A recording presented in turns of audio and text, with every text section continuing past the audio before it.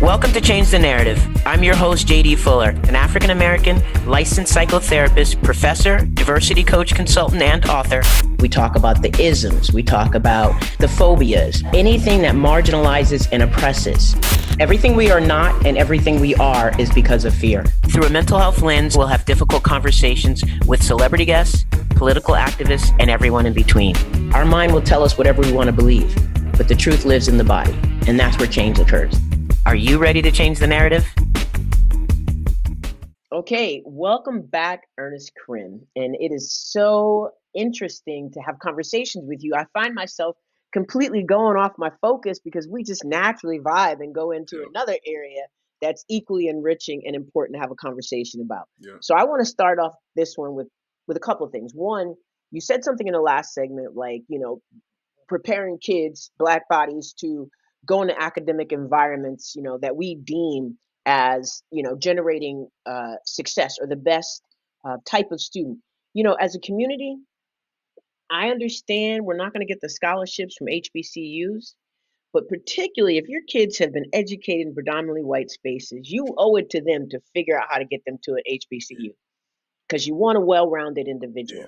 And if they haven't had the education in public schools because you're in a more challenged economic environment, it's also important for them to go there because they're going to see people who look like them, teaching them from a lens that would have benefited them earlier and are sure to benefit them in the future. But what say you? I agree. I think, I spent most of my time teaching in a mixed school. I did teach 2 years at an alternative school in Chicago that was pretty much all Black. But I will say that I feel like I saw the desire to attend HBCUs more when I was at that mixed school. Now, of course, a lot of this was post Black Lives Matter movement too. I think there was a resurgence in pride, but I think it's for the reason that you just said, because if you grow up in this mixed environment or majority white environment, and then you come to this awakening, you probably start to wonder, well, where can I get more of this? And, as Black folks, we have to have community to exist and to thrive. And oftentimes in a majority white or mixed environment, we might not be able to fully find that unless there's a group specifically for us. We need to have that communal base, that family structure somewhere. And, from when I've been, and I did not attend, but I know based on the people I know, based on the family that has attended, based on what you hear, like the HBCU is going to give you that feeling that you can't get anywhere else, and even beyond that, we have to just make sure whatever space we enter, we have to find a way to make community with those around us. And I think what's also important about that, especially now, is you're going to be able to build with people afterwards, because many of the connections I have outside of when I left college are people who I used to attend school with, because they're going to different professional routes and they're taking, different missions and things like that. So being able to establish those professional connections will mean the world moving forward. And then to be able to learn from some of the best professors in the world, especially for what we need to hear. Many of the professors I listen to right now, like Professor Greg Carr and Professor Daniel Black, they're teaching at HBCUs. Had I known about them when I was younger, I probably would have been like, yo, let me go to Howard. Let me go to Clark or something like that. And I got to say too, like my mom was trying to get me to go to Morehouse. So I can't even front on that for a while. She was like, I need Morehouse, man. But I was just so set on kind of staying local, and staying not too far away from home. So I wasn't like 2 hours away. That's funny. Well, you needed your community. Yeah, right. We are a collaborative culture. That is who we are. We're a collective. It's at the core of who we are. And so you speak to that so accurately, as far as I'm concerned, and the importance. And you talk about, you didn't know about HBCUs. I didn't even know they existed when I was in school. Yeah. So it was I'm on a bandwagon now. The other bandwagon that I'm on is the importance of community. And as far as this new language that's so strongly prevalent in schools, social emotional learning. Mm-hmm. A lot of schools are throwing that around. I'm hearing that when I interview people from other schools. What is social emotional learning but being a part of a community that teaches each other? That's a part, that's a piece of the action. It's like if affinity is necessary, and they tend to think you're going to get it in another way. No, that's the way you get it. And from a mental health perspective, I just keep pushing that Yeah. to try to change the narrative of what you think it is, you know? Yeah, you can't. I mean, we're teaching human beings here. You know, it'd be different if you were programming a computer that doesn't have feelings or experiences. You're making an app or something. You're just inputting data. You're inputting code. It doesn't work like that. You know, and from the time that you start class, you start the school year, you're dealing with kids. Like if you have 30 per class in high school, 30 different experiences. Like especially over the summer when kids they're probably facing more danger depending on the type of environment you teach in over the summer when they're away from school. Sometimes kids are safest at school. So when you get to class and you got your pretty little lesson plan laid out and you think it's going to work, okay, 5-minute bell ringer, 10-minute this, and it never works out that way. You know, especially if And you then have kids who are open. yeah, and then teachers get their feelings hurt, and then that's when it goes left, Right. right? You know, That's it's no, go ahead. it's real, especially if you are like that type of person where it just has to be in like an orderly fashion, or you're being evaluated by somebody that has that type of mindset. It's just not real life. Like what I started doing post 2020 was I started meditating in class with my kids. It was something I Nice. always wanted to do, and I tried it once or twice before the pandemic. But once the pandemic happened and we were all in our little bubbles and on Zoom, I started I called it Mindfulness Mondays or Meditation Mondays. So we took time over Zoom every Monday, and then we did journal entries, and then when we went back to school, did the same thing. You know, like it's even just like psychologically for me, it helps to start my week by easing into the week. Like start light on Monday, end light on Friday, do most of your stuff in the middle of the week. You know, and considering the fact that these kids are engaging and learning in the most like unhealthy way possible by sitting down so much, you have to do something to kind of speak to what they might be going through. It's not to say don't teach them none of your curriculum. It's to say that around that curriculum, should be a focus on the kids. And a speaker that I always loved that I listened to when I was at the school district was a guy named Brian Mindler. And he said, it's kids over content. And that's something that I've always lived by. And he verbalized the most articulate way for me. I didn't teach because I do love our history, but I love our history because I love us. You know, you cannot love math more than you love kids. You can't love science more than you love kids. So once you go from that standpoint, everything else falls into place. That's perfect. I'm gonna shift a little bit from that because you said all there is to say, and I agree with you completely. I love that you brought this to light, and it's something I see as well. You said you were seeing too many posts from Black bodies saying we ain't our ancestors, and particularly after the brawl in Alabama. And you added that this is proof that we were taught our history by those seeking to oppress us, and we weren't taught that info for a reason. I love that. Say more about that. Yeah, that's one of those things where you know how they say that really grinds my gears. You know, that's how they that's how they talk. That would be on Mhm. the standardized test probably, but like that make me that pissed me off for real because like it at one point in time I probably would have said the same thing. I understand, but there are certain things that I would teach in class that are common understandings of history that we have all adopted and we've all had different teachers. We all know about the cherry tree, George Washington. We all know about him, Christopher Columbus, sailed the ocean blue. We all know that things got better, quote unquote, when Dr. King was around. You know, like everything magically got better. And we were only taught one version of the civil rights era. So that's one thing about it. We often say, man, for one, it takes strength to do what they did, to not physically fight back. That's one thing we got to even understand. That's a lot of strength right there, right? But also, too, a lot of the movement was able to exist and persist because they had reinforcement from people who were armed. So, like, and even like Malcolm X would tell you, like, part of the reason why Dr. King may have been successful is because they knew if they didn't deal with him effectively, they got to deal with us. And from Malcolm X comes we act like the Panthers weren't around in the 60s. You know, we act like every black person was marching and holding signs back then. Like my grandparents were around during, I don't think they was out there in protest. My grandfather had a gun though. You know, like I mean and I think we forget like during slavery how we fought back.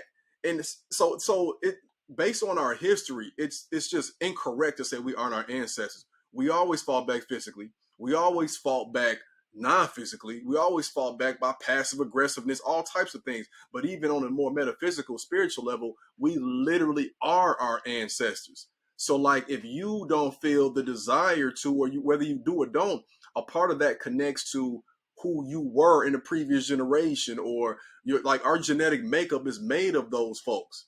Like we cannot separate ourselves from that. And I think that that just kind of speaks to the way that we are often miseducated in this country. To that just proves that we were taught incorrectly. It proves them right, because they want us to think it's only been one way and that the other way is bad. No, there's merit in both. There's merit in nonviolent resistance, and there's merit in punching somebody in their face. Well, what a voting You know, it really hit me, and I felt that so deeply because it always bothered me, but I felt it so deeply when I read that recently on your post because I just came back from Africa this Mm, summer, and when you stand in those spaces that our ancestors had to stand in, when you go to the door of no return, you feel your ancestors. I'm gonna speak for me. I felt my ancestors, and I'm proud mm, to be my ancestors. yeah, So the idea that they want to separate us is the same way that they don't want us to think enslavement still impacts us. That's exactly, the same mentality. exactly, You're not them. I'm not mine. exactly. Well, I am mine, and I'm Right. still looking for Yeah. the right to be who I am. So And it really spoke to me. if we had a morsel of the courage they had and the experience, like if we just had awareness of our direct lineage and what they experienced at that particular time in history, oh, like everything would be towed up. You Hmm. know, For real. like literally, they like you said, they want us to be disconnected. That was the process of enslavement, to disconnect us with who we naturally are and who we really are. And one more thing before we go on, I hear people all the time saying, because I think it's in the same vein, but what about the people who were enslaved? Oh, no, what about the people who were Africans who sold, um, their peers to enslavement? They act like they had a choice. Right. Do you think they woke up one day and said, "Hey, I'm going to become a part of the colonization and sell my own"? No, either you went along with it or you were one of the enslaved. I don't know how that simple piece gets lost Yeah. other than upholding white supremacy. I They just they wanted to they add that. they came to your door with weapons, and they made you had some folks who physically fought back, some didn't. They made you an offer you couldn't refuse, and also too, there was no Pan African ideology back then. You were your Mm, tribal group. You were Yoruba, you were Mende, you were Khan. mhm. There was no reason to have that form of solidarity, because you just had everything you needed in that region. So why do we have? What are we uniting to fight? There's nothing Yeah, opposed us. That's opposed to us. yeah, that's great. That's an additional piece that I think is really important. Okay, I'm going to go to another quote, also by Asa Hilliard. Asa Did I Hilliard. say Yep. that correct? Mhm. Asa Hilliard. Okay. Um, it's this is they're all powerful, but I'm Yeah, I'm really yeah. feeling this one in the moment. The engine of our group oppression is always cultural genocide, and this is what we've been talking about. Man, he was speaking. Look. I need everybody listening. Of course, get my books too, but like get Asa Hilliard books, or put them in YouTube. I mean, I'm a teacher. I'm a historian, so I'm always wanting to expose people to the things I'm finding along the way. Just as I'm grateful to come across these people that other folks have told me about. Um, so one of the most difficult parts about being African or black in this country is your culture is so commingled with so much mess and chaos. Like it's hard to pick out like what's actually yours and what isn't. And we have been like raised and nurtured to take our African selves and exist in what a under resourced European society would have been. You know, like the reason why there's white supremacy is because it's a culture of lack. It's a culture of fear that you won't have the next meal, the next thing, because based on the climate that you were born and raised in, there's a possibility that you might not make it to the next season. So we have been placed in environments in our hoods, in the ghettos, in our neighborhoods that are similar to that I would imagine if you went to Europe, you would probably see something similar, right? I saw this brilliant video, this brother man, where he was talking about people, saving up all their money to go to Paris. And this is what y'all wanted to see. Oh, Did you see that video? that's great. That's And, great. I and, and I love had it. always had that belief because when we would talk about like Africa, in school, and I would ask kids what they felt about it, and they would always kind of say poverty. I say, I can show you images of homeless people in America. I can show you Skid Row. I can just do it like just over the top with it, and you would think that America is one of the poorest nations in the world. It's propaganda. You can do the same thing with Europe. So our culture, we still have it in us. Like we came over here, nothing physically, but everything spiritually. Our culture is all embedded in how we act. It's embedded in the American culture. Unfortunately, they've adopted it and profited off of it. So the cultural genocide part comes in with the confusion of us being put in a system or structure, or let's say a vehicle or barrel, where we literally feel as though we have to fight and hurt and kill each other, whether it be physically or emotionally or mentally, just to survive and be our best selves. But the first thing they did, besides just stripping us away from our homeland, is making us think that we were individualistic people, when we are community first, family first, spirituality first, and all things flow from that. Absolutely. We've been talking about that a lot in mental health, the idea of the Eurocentric lens Yep, of, yep, determining what psychology is and totally taking away the yep, African spirituality and what yes, propaganda that has been, yep, and figuring out how to reintegrate the reality, the yep. reality. Um, when Black bodies say, stop killing us, many people in white bodies respond to, well, Black on Black crime. Why don't you talk about that? That's the response, right? That's Yeah, the one that's going to lead into making a point as to yeah. where we should focus. How do you respond to that? That's one of the most foolish things. I mean, it's almost like you're telling somebody like, "Yo, stop shooting at my car." It's like, "Oh yeah, but y'all inside the car fighting each other. So like, you want me to stop shooting at Yes. your car?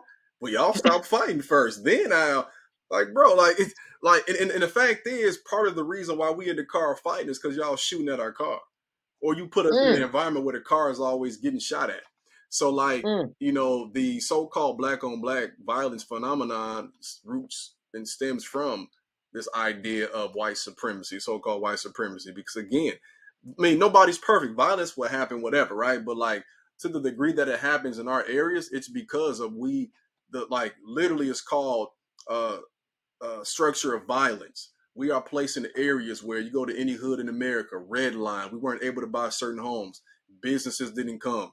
People can come from outside our community, get business loans that we can't get, sell us food that's destroying us and killing us, send us to dropout factories. Then we finish school. If we do finish school, then there's no jobs in the area. So it's like when I see the person who's next to me the most, and we're struggling too, like quite honestly, we create this idea that maybe they're the problem, and then mhm, we have music created, funded by them outside of our community. That's the soundtrack to our destruction, and mm. then the movies and stuff as well. So I mean, it's like literally this is the makings of white supremacy, as Carter G. Woodson would say, the miseducation of us. Like that's what happens in this structure. And the thing is, like, it's this idea that if you go into our neighborhoods, you're just gonna get shot. Like it don't even happen like that. There are people who are at odds and have been for years, and we talking like reoccurring people for the most part. These are folks who are mostly have been doing the same thing. This ain't the vast majority of black folks. The vast majority of black folks in their community is minding a business, and a lot of them are. I would say there are more folks protesting the violence than are actually committed to the violence. It's just that when somebody gets shot and killed, that's of course going to make headlines more than somebody doing an anti-violence protest. The other part of that is, I just want to emphasize poverty. You Right. know, poverty breeds Yep. crime. Yep. That is the core Yep. issue. Is poverty greed is the seed Yep. from which crime grows, and we have to stop placing it on a group of people Yep. and not look at the core issue. So thank you for that. Yep. Okay, another quote: "Whoever controls your kitchen controls your revolution. Elijah Muhammad. Elijah Muhammad. Yeah. I heard that in a recent interview I was listening to with brother. I believe his name is Nuri Muhammad. He was Mhm. talking about how Elijah Muhammad talked about eating one meal a day and fasting, and it really resonated with me because I remember actually reading that book when I was younger. I think it's called How to Eat to Live, and the idea of eating one meal a day was just like the most absurd thing I ever heard of. And I was like probably fresh out of college. I'm like, bro, how do you do that, right? Now I'm at the point where I do a lot of fasting sometimes. I feel best doing one meal, two at the most. If I'm like going to work out in the morning, maybe I'll do something like that. But it just made me think about how the way that I eat now and how, like, before I was into all of this black stuff to this degree and speaking, I was just as invested in learning about my health. And I still do. That's the other Mhm. thing I really invest in and read about. Um, it made me reflect on the fact that our neighborhoods didn't have anything. Like, we didn't have a grocery store nearby. We went to we would play ball all day, then go to the local corner store, get honey buns, get candy. They got expired stuff in there. They letting kids under 21, buy liquor and stuff like that.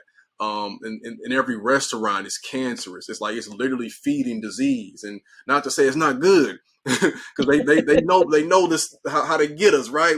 All of the salt, the fat, the sugar, all of that. But like, we don't have the option that, like, if you go outside of most neighborhoods on the south side of Chicago, you go maybe downtown or to the north side. Even there are certain parts on the south side too where you'll see like just the option of you can have this type of food, or you can have something that's going to feed your soul and your mind. But most of Mhm. our communities in our large cities don't have that option. So we eat this food and it's causing behavior issues, the chemicals, the color additives and things of that nature. I mean, you talk about hypertension, like our country as a whole is overwhelmingly overweight and obese. We're impacted by that more. Whereas we come from people who previously weren't impacted by that at all. We talking even just like a generation ago, especially even where we came from. Think about that. Like, our folks, we didn't have obesity issues 100 years ago like that in our community. So this is Mhm. something that is literally happening and transpiring even more because, again, of the enclave of poverty, the structure. And if you grow up in this and you send your kids to school with unhealthy lunches as well. So we can't even possibly even think about doing something to change ourselves because we're fighting high blood pressure, diabetes, and back problems, all types of stuff. Mhm. In Senegal, one of the guides talked about that. He said, "Look around. You see people in our community all of the time exercising, all of the time doing something Yep. with their health." He says, "I don't know where that came from, that we don't know how to care for ourselves. Look around you and see. It's like a constant thing." I Yeah, thought that was pretty powerful because that's powerful. definitely something that The is, disconnect. Yep. incorrectly represented. Yeah. Yep. Yep. Okay, I have a final question for you, and then you get to add all your handles, let everybody know where to find you. Once again, your books, etc. Okay. Perfect. Okay, so you are an author. Mhm. You've been featured in magazines and on television. Your cartoon and your cartoon character, it's genius. You have got to do more with that. That was just like, how does this guy come up with all this? It is so amazing. So I'm hoping to see Oh many yeah, more of got those. some more in the works. Yep. Excellent. So what's next for you and what's your goal?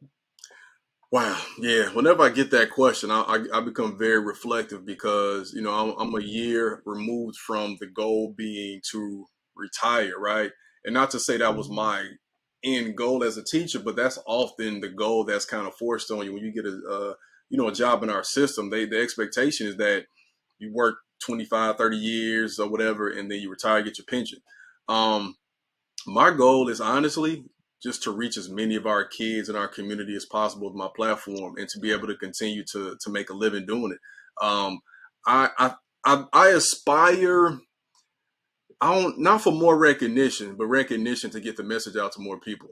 There are certain people I would love to talk to, certain platforms I would like to be on, but it's more so is because like I've received so much confirmation that I got something some people need to hear more of. It started off as in the classroom, kids telling me, if you can imagine, like there was a point in time, kids telling me this, and I'm like, okay, I'm a pretty good teacher, but often being timid about sharing my story or speaking publicly. And now it's like, okay, I'm saying some stuff, and the stuff I was doing in that closed classroom with 30 kids was really revolutionary. Because now the way that I'm sharing online, I'm getting that confirmation. It's just to be able to, I told somebody before. I think this kind of sums it up.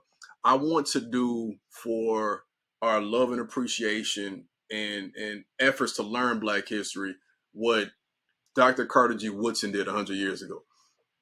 Wow. The fact that, and that's a bold statement, right? The fact that he was the one who said, we're going to make this a week, it's going to eventually become a month. My goal is for us to understand that this is a year.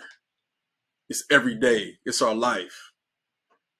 So I just want to impact as many children, and by a result of that, impact as many parents as possible. And and I would say too, maybe the best way for me to think about this goal, now that you asked the question, is probably for me to look at how do I want to serve better? Or what do I want to learn more of? And I'm on this journey now to learn more about what we were and who we were prior to enslavement. My specialty is African American studies, and I can spit out facts top of the dome when I'm making videos with that. But I'm now extremely curious about making that deeper connection to, like you said, when you were in Senegal. I haven't been there yet to Africa. Like I want us to understand. I do that in my book, my first book too, but I need to go deeply into it. And the more I go into it, I think my gift is being able to break this down and explain it. I think the more people I'll be able to reach. So 5 years, I just see growth, and I see growth because I see growth in our community. So. That's amazing as usual. I feel like I say it's amazing after everything you say, but it's genuine. It's genuine. I Yeah, mean, yeah. if it's authentic, I should say it, right? Right. All of your handles, please, and once again, where people can buy your book. Yeah, so Books. Instagram and TikTok is at MrCrim3. That's like Mr. Crim 3.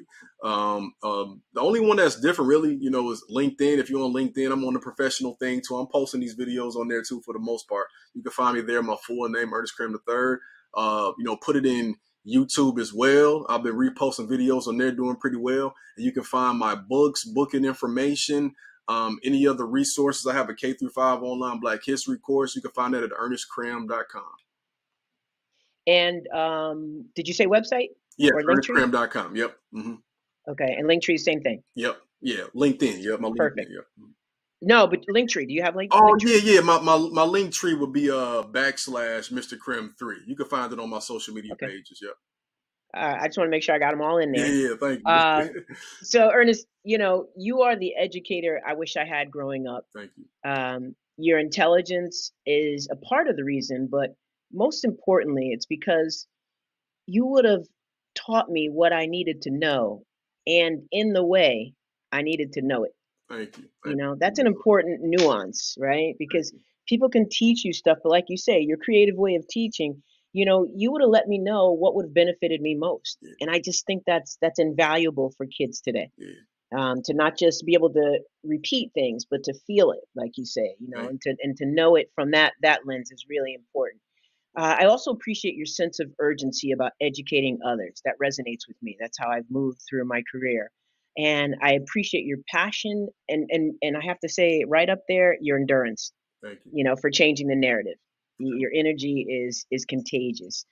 Please keep doing what you're doing. I just wanted to make that very clear about the elements that I appreciate, not just say thanks for coming on, because I think all of what you do is so intentional and needs to be understood from that type of lens. I can't get enough of it myself. I'll keep following, watching, and thanks again for coming on and hanging out with me. I really, really, really value your time. Thank you so much. Thanks for having me. You ask great questions. I got to add that. You bring out some great insight and thoughts, so I appreciate it. Thank you. Thank you. Take care, brother. You too. Take care.